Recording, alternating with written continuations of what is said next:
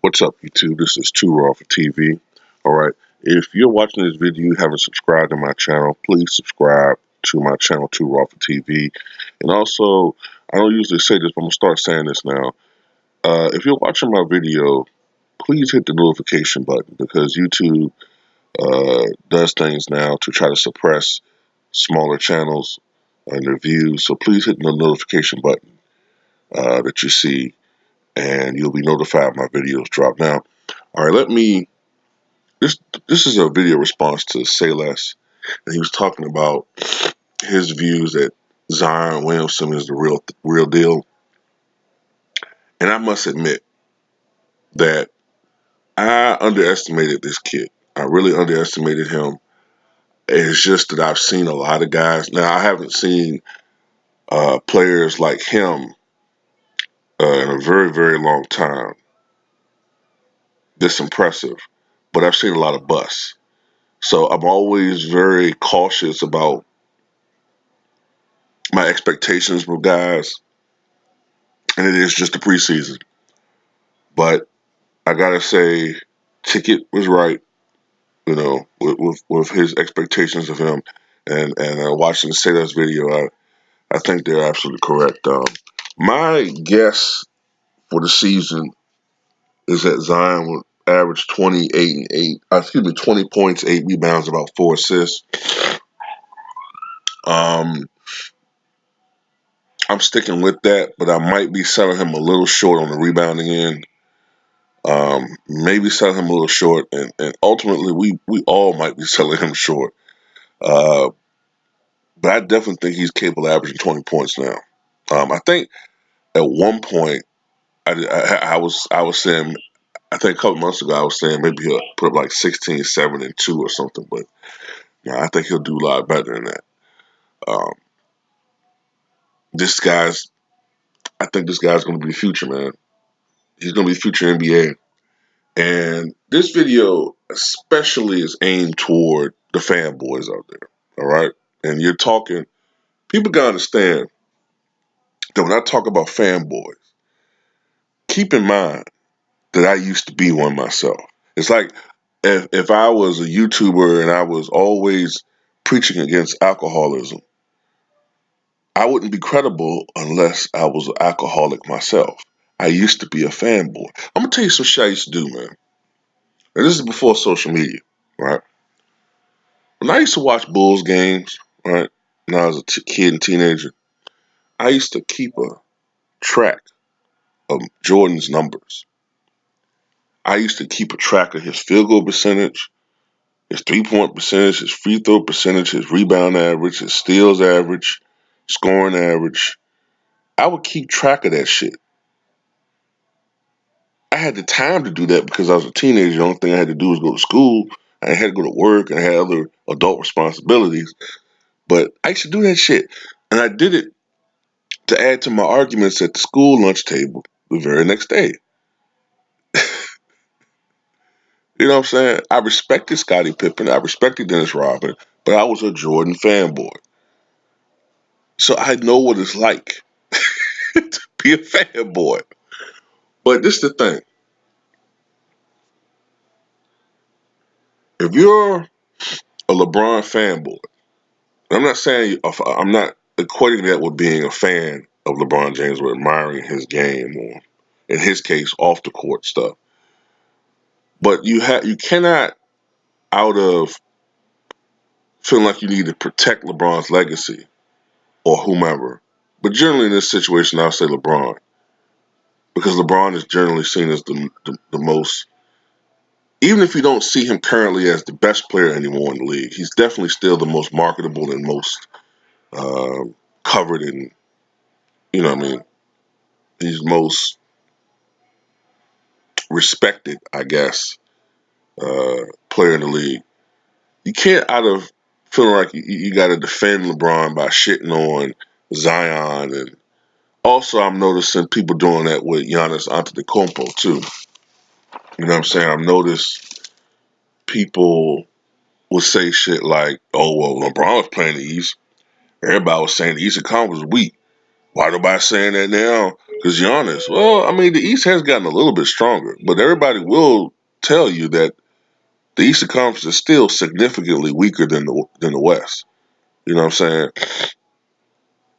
The Western, the eventual Western Conference winner is a lot more battle scarred in the playoffs than the Eastern Conference winner. You know what I'm saying? But the thing about it, it used to be completely reversed in the '80s. Like the Lakers, they kind of had a cakewalk to the finals every goddamn year. I mean, you had Houston, go to the finals in '81 and '86, but I mean, Moses Malone was at the peak of his powers. That's when he was putting up 30 points, 17 rebounds. I mean, absolute beast off the glass, you know. And the second time that was Elijah Wan when he was raw, fucking beasting and shit. That's when he still would go to the rack more and shit. And you had Ralph Sampson. But usually the best battles were in the East. But anyway, that's a whole different video. But you can't deny what Zion Williamson is doing, man. You know what I'm saying? And what he appears to be on his way of doing. He's going to be the future face of the NBA. These things are cyclical, and you have to accept it. All right. I would put the modern era of the NBA as being in starting with the Larry Bird, Magic Johnson era as far as television coverage. But people have been fans of the NBA since its infancy, since the George Mikan days. And, there's some people, I would go all the way back to the era of Wilt Chamberlain and Bill Russell. And those guys dominated the 1960s. And when those guys left the scene, Bill in '69, Wilt in '73, some people would favor the next crop of players. They would compare them unfavorably to that era. They would say, well, oh man, these guys, they're not playing anybody. Wilt and Bill, that's when the NBA was great. And, man, Pete Maravich, I don't like the way he plays. And, I don't know. I just don't like blah, blah, blah and all this. But when Julius Erving entered the scene, because people, either heard about him or maybe saw some of his games in the ABA, Julius Erving was that type of guy that just had a huge impact on the NBA. Now, of course, Kareem Abdul-Jabbar historically is the greater player, more respected player, but people are naturally more drawn toward the exciting athleticism and dunking prowess of certain players. It's just how it is. And Julius Erving was a shot in the arm to the NBA because the ABA was a real competition, was real competition to the NBA for a while. So when Julius Erving came over in the merger, he was a shot in the arm. And then of course Magic Johnson and Larry Bird were the ultimate prescription for, health and vitality for the NBA. And then along came Jordan, and we hadn't seen a player like Jordan in the history of the NBA. Not quite like that. But you have to understand that you have to respect and understand that there are players and talents that come along that are almost once in a generation. Allen Iverson was, I think, to me, possibly the most culturally significant NBA player in the history of the NBA.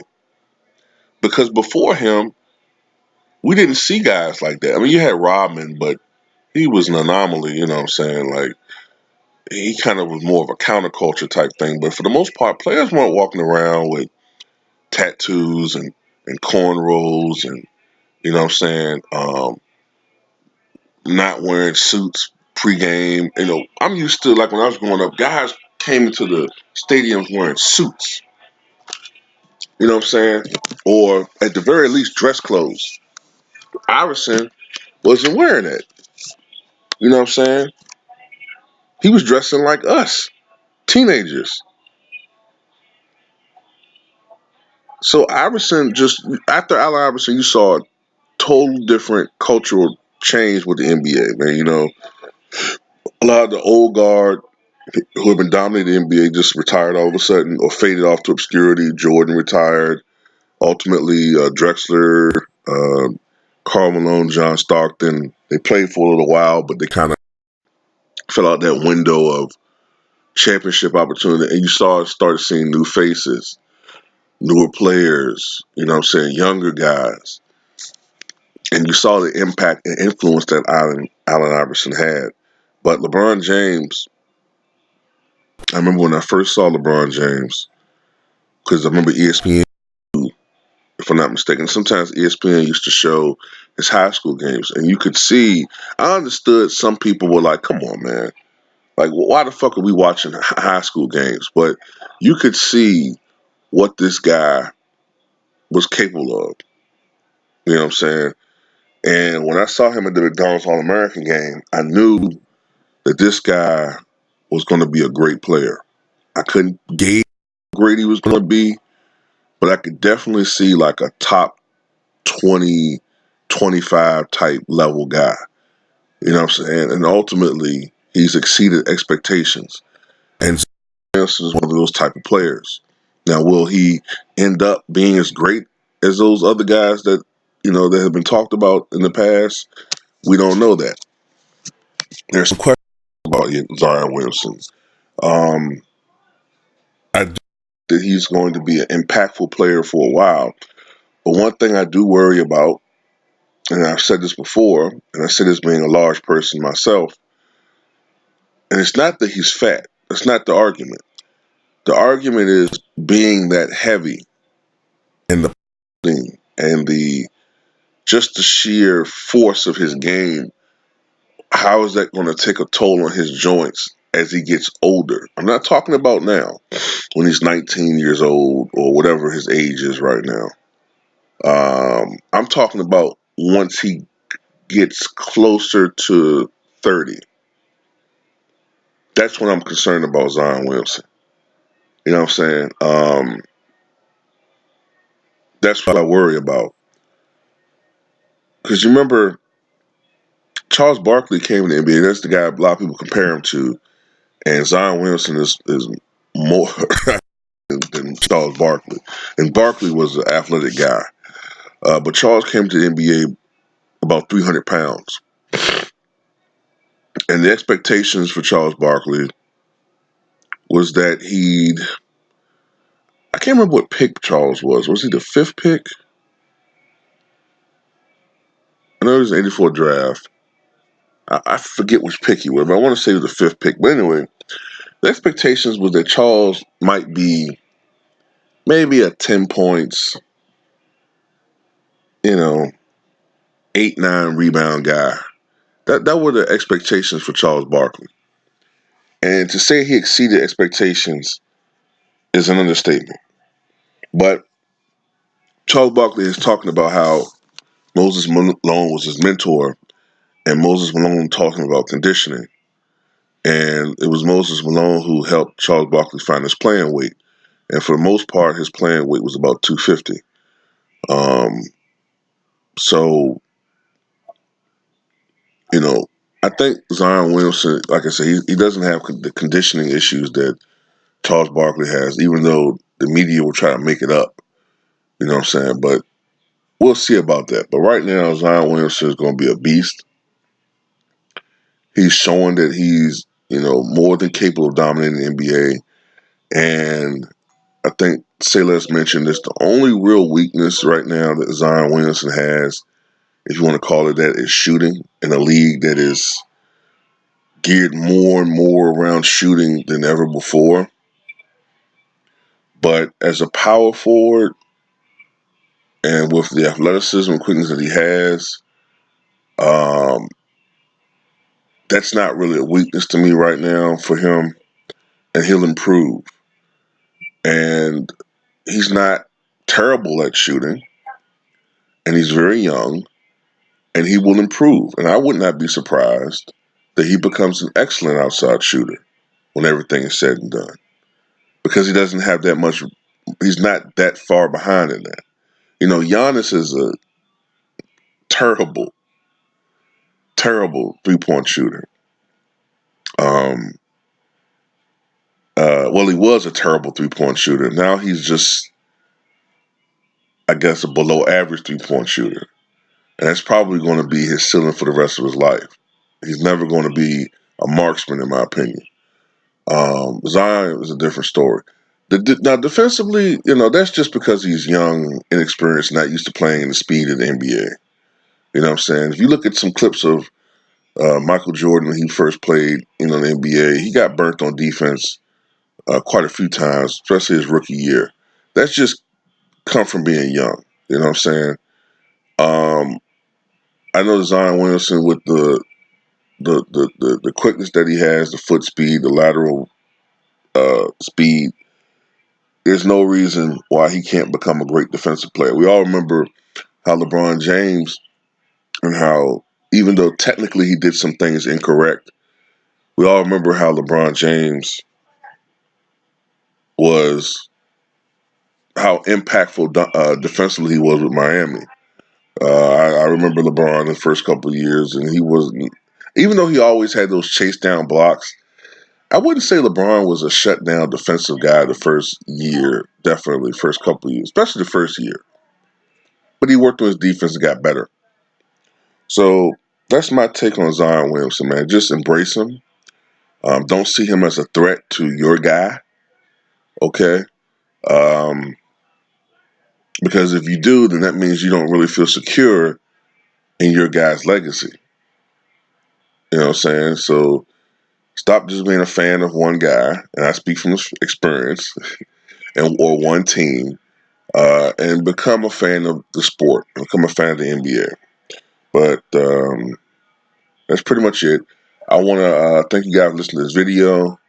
And if you support Tour Off the TV, please sign up to the Patreon for only $2 per month. For only $2 per month on the Patreon, you're able to listen to me and hear me talk about things I can't talk about on YouTube for obvious reasons. And also, if you choose to, please support Tour Off the TV on PayPal or the Cash App. Thank you for watching.